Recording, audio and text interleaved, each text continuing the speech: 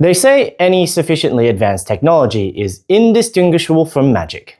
Well, call this phone magical, because at 4.35mm, it is the thinnest foldable and probably the thinnest smartphone in the world. And you must be thinking, wow, what a great new phone to start off 2025.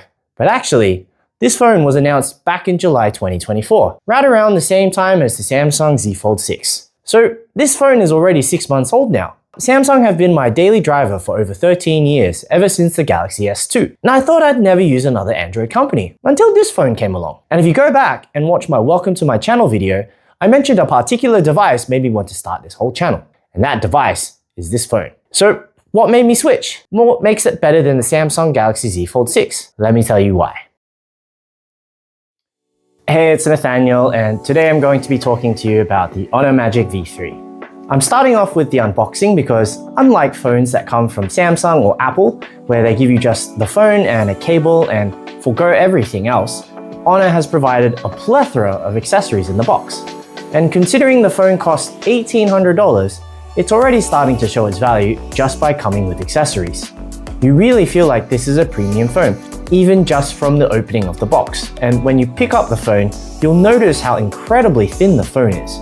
The phone also comes with a screen protector on the front, which is a very nice touch. Although I've since scratched and torn the screen protector, and it's not a pretty sight for this review, so off it comes. In the box, you get a 66-watt super fast charging adapter and the proprietary cable as well, which you can see the orange tips on both the charger and cable. And lastly, you get a case as well, which matches the color of your phone you choose. What's an added bonus is that the case has a built-in stand around the camera lens, so when you're watching content, it helps it stand up. The Honor Magic V3 is a technological marvel because how it managed to get a phone to be so thin and light is that magician's touch. The phone, when folded, is 9.2mm thin, which is not that far off a Samsung Galaxy S24 Ultra at 8.6mm, or even the iPhone 16 Pro Max at 8.3. But what's insane is that when you unfold it, it's only 4.35mm thin. And the crazier part is that this phone weighs 226 grams, which is lighter than both of those two phones, which are 227 grams and 232 grams respectively. When you think of how much is packed into this phone, 2 screens, multiple cameras, a moving hinge, and still be lighter than a standard phone, it wholeheartedly deserves the name of magic. And it's a small but those weights and sizes actually apply to the black model. If you get the green and reddish brown model, they actually weigh 230 grams, while they are 9.3mm thin when folded and 4.4mm unfolded. Just a tiny technicality, but something I thought I should note. A nice design touch is that the hinge has a really nice pattern etched into it, which feels really nice when you run your finger across it. And the inside of the hinge cover matches the pattern as well, which is pretty neat as well. Although they managed to make the phone incredibly thin, the only thing they couldn't flatten was the cameras, which are located in this large octagonal design. I don't mind the design as it's implemented quite well, and the phone doesn't rock when you put your phone down on the table. However, once you open the phone up completely, it is incredibly uneven, so you're bound to get some wobble there. You can unfold the phone up until a certain point, but there's a spring that kicks in to fully open or close the phone, which means you won't be able to position the phone at any angle like you do with the Samsung Z Fold 6. But what you do get in return is a very satisfying and very resounding sound when it closes. The volume buttons are actually on the left side of the phone, which you don't really notice when the phone is closed, but when you unfold the phone, you have to use your left hand to change the volume, which, okay, is not the end of the world, but it would have been nice to be able to access the power button and the volume button while holding the phone one-handed. Talking about the power button, the fingerprint sensor is built into the power button, and it's incredible that such a thin button can still register your fingerprint when you touch it. And it's very responsive as well, unlocking instantly without me having to even wake up the phone. Probably the only thing I'm not the biggest fan of is the rounded edges of the phone. I much prefer the flat edges on the Fold 6, but it actually makes sense as opening such a thin phone can be tricky, as you can see by where I've torn my screen protector. But considering how thin the phone is, I can live with that. The front cover display is a 6.43-inch 120Hz LTPO OLED panel, which means it can slow its refresh rate down to 1 Hz when it detects no movement to help save battery. The screen also has a 2376 by 1060 resolution, which gives it a 20:9 aspect ratio that is much more usable than the Samsung Fold 6's screen, being able to see things better due to it being wider, videos have less black bars, and gaming is not as narrow. The other incredible thing to note about the cover display is that it has a peak brightness of 5000 nits, which means you'll easily be able to see your screen on a bright sunny day. Now, this is just me nitpicking, and I'm not sure if anyone else will notice this or even care, but I spent ages staring at the screen and thinking that something was off, and it took me forever to realize that the corners of the phone are not the same. Because the phone has gone for a rounded corner design, when you unfold the phone, the edge that's closest to the hinge will always be square. And I couldn't figure out why it looked off for the longest time, because Honor has done a really good job with the corner near the hinge, tapering it off to give it this illusion that it's also a rounded corner. It's not something that the everyday user will notice, and even for myself, I only think about it from time to time because of how good the design is. It's not as symmetrical as the Samsung Z Fold 6, but it beats the hell out of the Pixel 9 Fold. Moving on to the inner display, and it's a gorgeous 7.92-inch display, which also has a 120Hz LTPO OLED display with a peak brightness of 1800 nits. The screen is a 2344 by 2156 resolution, which gives it a 9.78 to 9 aspect ratio. We're splitting hairs here, but it's pretty close to a square ratio. Whether it's reading an ebook, watching videos, or playing games, the screen has ample size to accommodate the immense amount of content consumption you're planning to do with a screen like that. A bonus as well is that both the outer cover display and the inner display have stylus support, and Honor has its own Magic Pen that runs off Bluetooth. It has the same 4096 pressure sensitivity as the Samsung Z Fold 6, but I think I prefer the Z Fold 6's pen because the tip feels more like a pen or a pencil top, whereas this Honor pen looks and feels a little bit more similar to an Apple Pencil. After hearing about how thin and light this phone is and how bright the screen gets, you must be thinking they must have cut some corners somewhere. But nope. That's not the case, as it has a Qualcomm Snapdragon 8 Gen 3 chip and 12GB of RAM, but it only comes in 512GB. There's no micro SD card slot, but it is dual SIM capable. It also comes with Wi-Fi 7 and Bluetooth 5.3, but the biggest surprise is that there's a built-in IR blaster, which allows you to control all sorts of devices, from TVs to fans and even cameras. Now, this is where things get real juicy. So you probably think, oh well, if they didn't skip out on performance, it's so thin, it must have a tiny battery in it as well. Well, that's where more magic happens, as inside it has a 5150 milliamp battery. How is that possible, you may be thinking? Honor is now using a 3rd generation silicon carbon battery inside its phones, which have a different chemistry makeup than the typical lithium ion batteries in every other phone. It allows for a higher energy density compared to standard lithium ion batteries, which means you can get the same amount of milliamps in a smaller space or a larger battery capacity in the same amount of space. Hence, the Magic V3 is able to have such a large battery in such a thin design. You'll probably hear more and more about silicon carbon batteries throughout the rest of the year. I managed to get the phone to last roughly 5 to 6 hours of on-screen time. This included using both the outer cover display but also the inner display, with gaming and dual apps running at the same time, so that's a pretty respectable battery life. The other killer feature though is its incredible super fast charging with its 66-watt charger.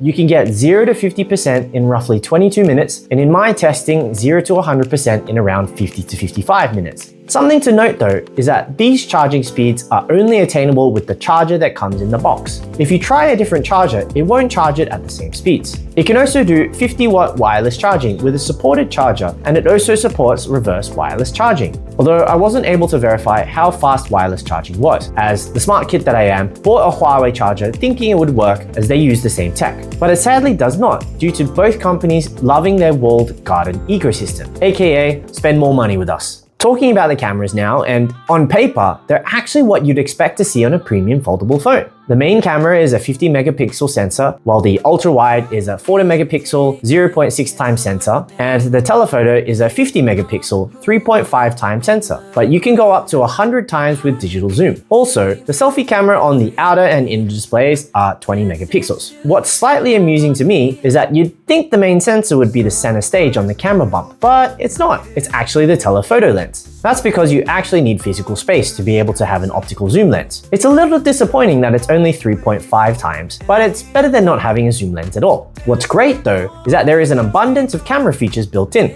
Things like aperture mode, which allows you to control the amount of blur you want in the background to emphasize objects in the foreground. There's an AI-powered motion sensing capture system, which will detect when to take the best photo of you. also this AI Harcourt portrait mode, which helps you create more artistic portrait shots. There's a film movie mode, which provides you some LUT templates of basic specific color palettes to make your video shots more cinematic. Then there's also a pro mode for those who want better controls or manually want to change specific settings in your shot. The only thing that's missing really is a pro video mode, but all in all, it's a pretty respectable camera setup, and the photos come out quite well. Ah, the software. What an interesting experience it is on the Honor Magic V3. Honor runs with its own skin of Android, Magic OS. When the phone was first released, it came out with Android 14 and Magic OS 8. Since then, it has now been updated to Android 15 and Magic OS 9. For the most part, it runs pretty smoothly. They've added their own version of Apple's Dynamic Islands called Magic Capsule, which works in a similar fashion, showing up when you're listening to music, using the voice recorder, or even when you're on a phone call, giving you easy access to that particular app. It's not too much different from if you were to pull down your notification bar though, but it does save you maybe half a step. Honor has realized that with something like a foldable device, the actual usage of the phone will go dramatically up. This comes with a lot of staring at the screen, and thus they've implemented a lot of eye care software in its own tab in the settings. In it, you can see there is a function to help adjust the screen color temperature based on your circadian rhythms. Then there's Defocus Eye Care, which uses AI to help relieve visual strain, and also an ultra-high frequency pulse width modulation dimming system, which helps lower screen flickering. And if you're a big reader, there's an additional ebook mode, which will grayscale the entire screen for you, which makes it easier on the eyes for those long book sessions. Multitasking on the Honor Magic V3 is pretty great. You're able to have apps side by side vertically or have them split horizontally as well. Depending on if you're holding the phone vertically or if you turn it sideways, your screen real estate changes for each app. What's a little disappointing is that when you use the navigation buttons, they don't disappear like they do on the Samsung Fold 6. And even if you switch to the gesture bar, it makes almost no difference. You have a nifty taskbar as well, like the Fold 6,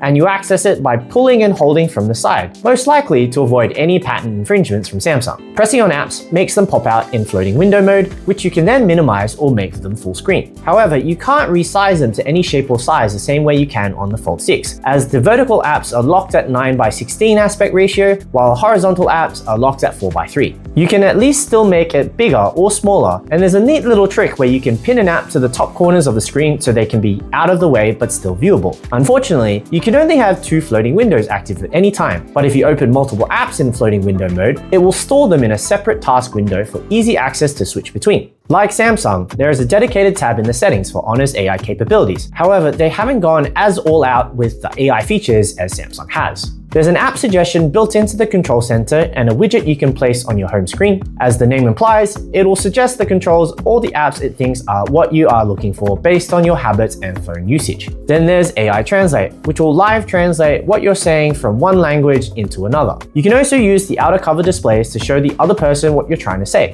This is also something you can do on other devices like the Samsung Fold as well. The Magic V3 also has Circle to Search, which it did not have when it was first released. This is a really great tool from Google, which allows you to circle whatever is on your screen and Google it, whether it's text on the screen, an image, something you saw in a video, or even something in another language. It also has its own AI Eraser, which allows you to remove unwanted photo bombers in your shots, whether it's an object or a person. I find that it does a pretty good job and is comparable to Samsung's Galaxy AI and Google's Magic Eraser. Probably the most unique standout AI feature Honor has is Magic Portal, which is a pretty neat way to interact when it comes to copying and pasting. Say you're on a website and want to share something, whether it be text or an image, you can press and hold the image or copy the text you want to share, and Magic Portal will use AI to suggest the apps it thinks you'd want to share your content with. So all you need to do is drag it to the side of the screen where the suggestions will pop up, and you can share it just like that. You can also use your knuckle to circle a specific part of an image or to highlight text in an image that you want to share, and it even works when you take a screenshot. It's an interesting way to interact with information on your screen, although personally, I'm so used to pressing the share button instead that I haven't used it a whole lot, but I'm sure there will come a time when I do use it. This all sounds good so far. However, there's a number of optimization issues I've run into which I found quite annoying. From time to time, the phone gets stuck between phone mode and tablet mode. So something like the Google Discover page will display single columns when I unfold the device, or double columns when I close it, which takes several times opening and closing the phone to rectify. The other noticeable error is with regards to YouTube. More often than not, when I'm in tablet mode, it will be stuck in phone mode, making all the videos incredibly large. Even if you try closing all the apps, it still gets stuck in the same mode, and the only way to fix it is to go to the app settings and force stop the app. This is more of a personal preference, but I'm not a big fan of the whole swipe down on the left for notifications and right for the control center.